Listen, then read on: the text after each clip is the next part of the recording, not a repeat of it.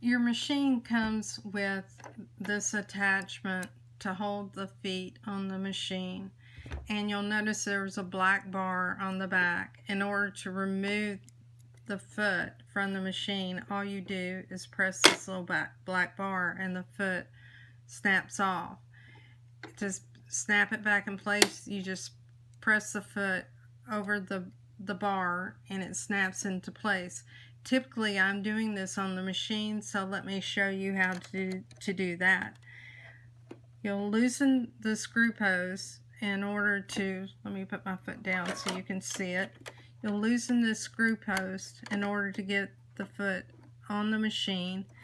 And I typically do this by hand. I hand tighten it. Let me raise this up so you don't want it wobbling like that. You want it to where it's not going to move back and forth. If you need some help, you can always use this screwdriver that comes with your machine. You can place it in the number 1 position and place it into the slot and easily tighten it. I tighten it so that it's tight enough to hold it on, but not so tight that I can't get it off. And while we're talking about this piece, in the number 1 position, you can use a screwdriver for screws like this. And the number 2, you might be using it to remove the screws from this base plate to change it to the straight stitch. I have to admit that it's tough using the screwdriver removing these. So if you have a smaller screwdriver that fits in, it might be worth the while to use that screwdriver. The number 3 position, if you look inside, this is the position that you use on your hoops, and that slot will fit into the end of the hoop to tighten it. Now back to feet.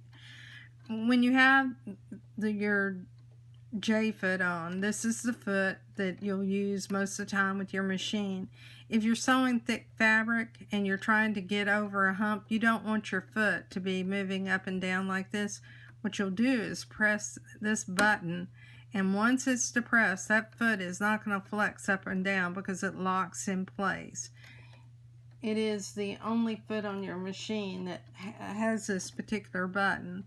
And again, to remove the foot, all I have to do is press the black button on the back, and if I wanted to put another foot on, I just hold the foot by the toe, press the foot down button, and it snaps in place.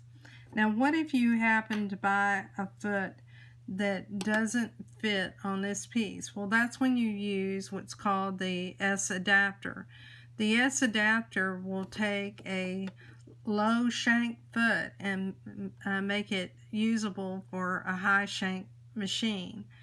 This particular foot, if you notice the cutout in the top is curved, so let's raise our foot and unscrew that. And if you notice, I didn't do it hand tight, so now I need to use a screwdriver.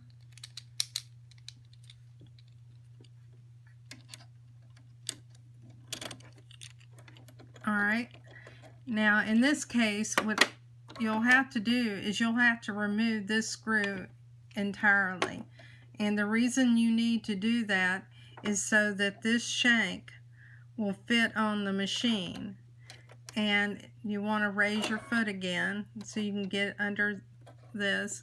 And by the way, if you're working on your machine and you're not familiar with it, I highly recommend that you use the lock that prevents you from the needle from moving. In the event you were to accidentally bump into the on-off button, you would find out very quickly what it feels like to have a needle in your hand. I've sewn for the last 50 years and fortunately haven't done that. The needle lock is on the front of your machine, and it's an icon that looks like the foot with the needle, and all you have to do is press it and it'll lock your machine up so that you won't be able to press the start stop and harm yourself.